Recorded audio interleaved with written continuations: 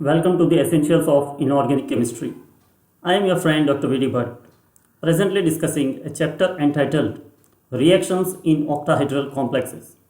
This is the second talk in this series, and today I am going to discuss two popular mechanisms observed in the substitution reactions in octahedral complexes. These two mechanisms are SN1 and SN2. So here we begin. SN1 mechanism.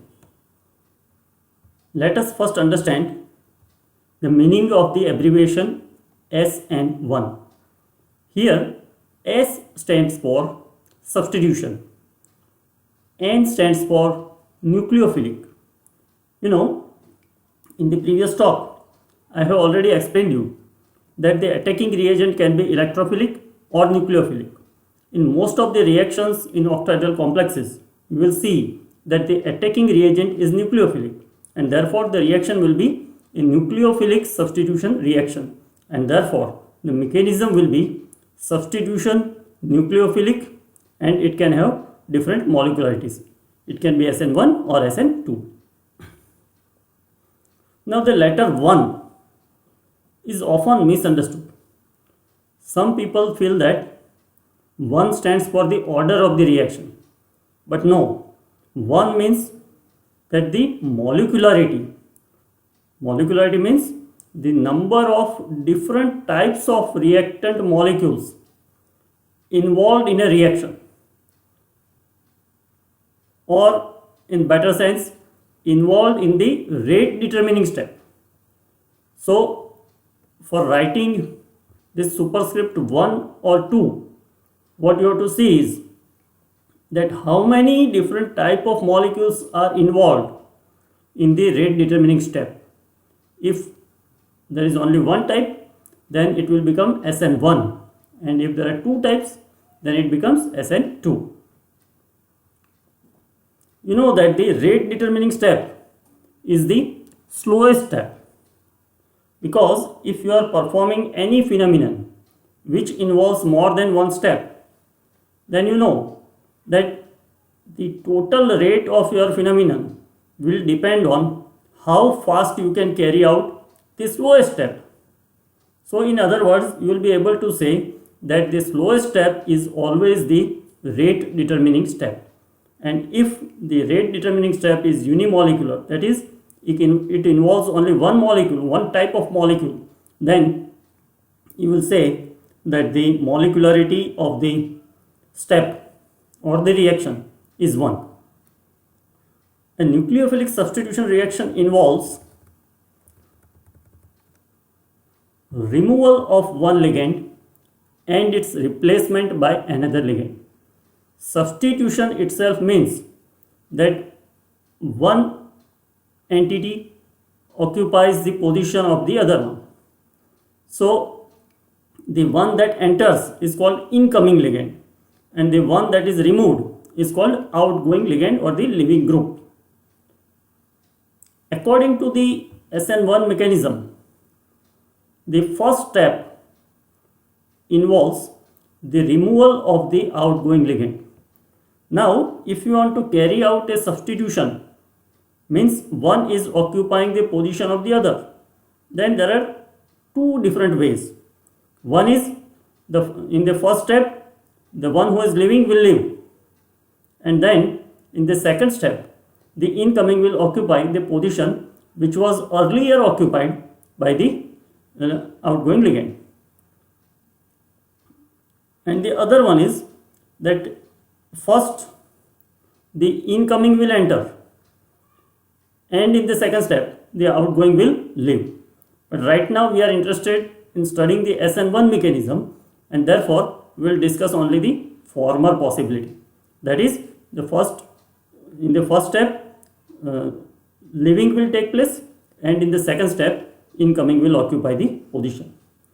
So since this mechanism involves the first step, which is about removal of the outgoing ligand, this mechanism is sometimes also called dissociation mechanism.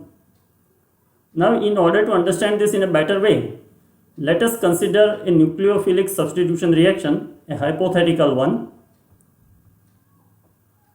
We have a complex, say MX5Y, where M is the metal ion, X5 means 5 ligands of type X, and Y is yet another type of ligand.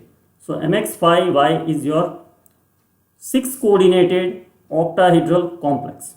This is your substrate on which the reaction is going to take place. Then MX5Y plus Z. Z is the nucleophilic attacking reagent. So what is going to happen is, ultimately Y will be removed and Z will take the position of Y. So consider this as an SN1 mechanism, and as a result you will get MX5Z plus Y. Now, as I told you, according to this mechanism, the first step involves loss of the leaving group. Now, loss of the leaving group means breaking MY bond. So, if you have a 6 coordinated octahedral complex and one of the ligand leaves, then it becomes 5 coordinated complex, and the geometry will also change. There are 2 possible geometries for 5 coordinated complexes. They can be trigonal bipyramidal or square pyramidal. And this MX5, that is the intermediate, will be your activated complex, or it is an intermediate rather. Now, removal of a ligand is a relatively difficult step. Therefore, it is slow step, and therefore it is rate determining step. The rate of the entire reaction depends on how easily you can remove the Y. So here I am showing the first step, your MX5Y octahedral complex, coordination number 6. This is the first step. Slow, RD is the short form for rate determining step. Here you will see that the molecularity is 1. How do we determine the molecularity? Just go to the reactant side and see how many different type of molecules are there. Here you will see that there is only one type of molecule, MX5Y. Therefore, molecularity is 1. And what you get is MX5Y, MX5 plus Y. This MX5 can be trigonal bipyramidal or square pyramidal, and it will have the coordination number 5. Now, it should also be noted that the molecularity of this step is 1. The first step, the slow step and the rate determining step. You have molecularity equal to 1. That is why it is called SN1 mechanism. Now, when the second step starts, the vacancy that is created on the substrate, here there is a vacancy. The complex was an octahedral 6 coordinated. One ligand has left, therefore there is a vacancy. So in the second step, the vacancy is then occupied by the incoming ligand Z, and this step is a quick or a fast step, and it is a bimolecular step. And when the Z occupies the position which was earlier occupied by Y, then you get the product MX5Z. Now, this is your second step, MX5 TBP or square pyramidal, coordination number 5 plus Z, fast, molecularity is equal to 2. You can see that this reaction has 2 reactants, MX5 and Z. So molecularity is 2. But this is the fast step. So it doesn't make any difference to the mechanism. The mechanism still will remain SN1. And you get the product. So since the rate of the slowest step determines the overall rate of the reaction, I have already explained it. The rate of the slowest step depends only on the concentration of the substrate, MX5Y. Therefore, you can say that the overall rate of reaction is equal to the equilibrium constant multiplied by the concentration of the substrate MX5Y. Now let us have a pictorial view of this mechanism. As I have already explained you that the intermediates can either be TBP, trigonal bipyramidal, or square pyramidal. Let us see the first one, trigonal bipyramidal. Here you have an octahedral complex MX5Y. The 5 positions are occupied by X ligands and the 6th position is occupied by Y ligand. This is your reactant. And since we are talking about SN1 mechanism, the first step is removal of Y. So I have shown minus Y. And removal is difficult, therefore the step is slow and the rate determining step.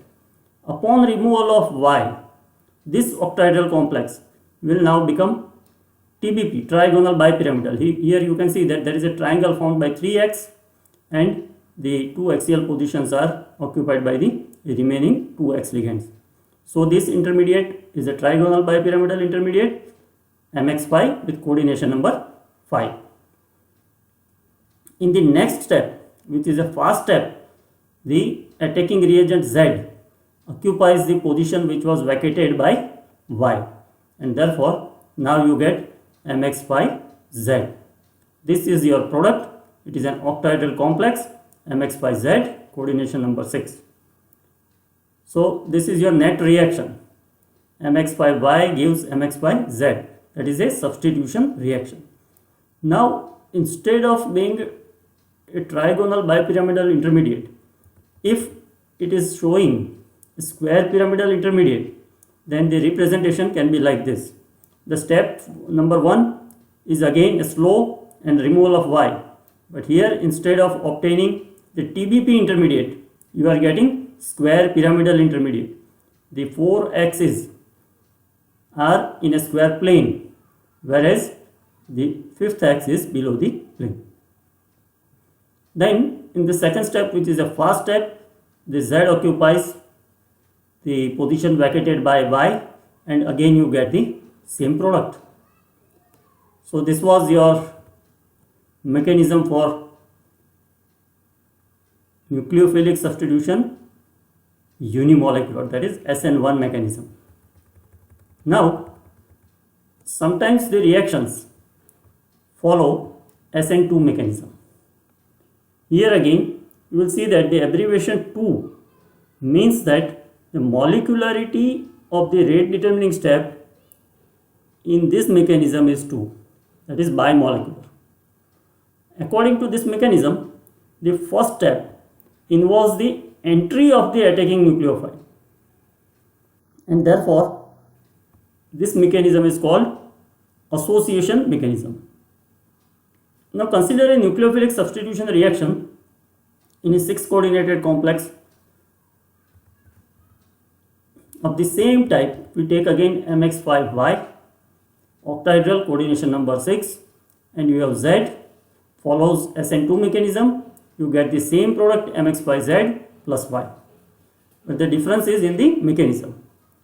The first step involves the addition of the incoming ligand, that is the making of this MZ bond. So a 7 coordinated pentagonal bipyramidal intermediate will be formed, and 6 ligands are already surrounding the metal. You are attempting to add one more ligand. So this step is going to be difficult, energy expensive, sterically unfavored, and therefore it is going to be a slow step. So slow step is the rate determining step. This is the first step, MX5Y plus Z, slow and rate determining, and you can again see that the molecularity is 2. Your MX5Y and Z. So 2 types of molecules are involved. That is why this is called SN2 mechanism.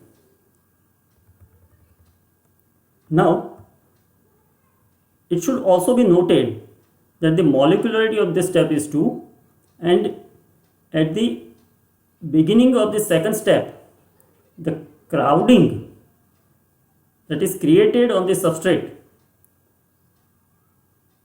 due to additional position occupied by Z makes this substrate relatively unstable, and therefore the Z can now be easily removed.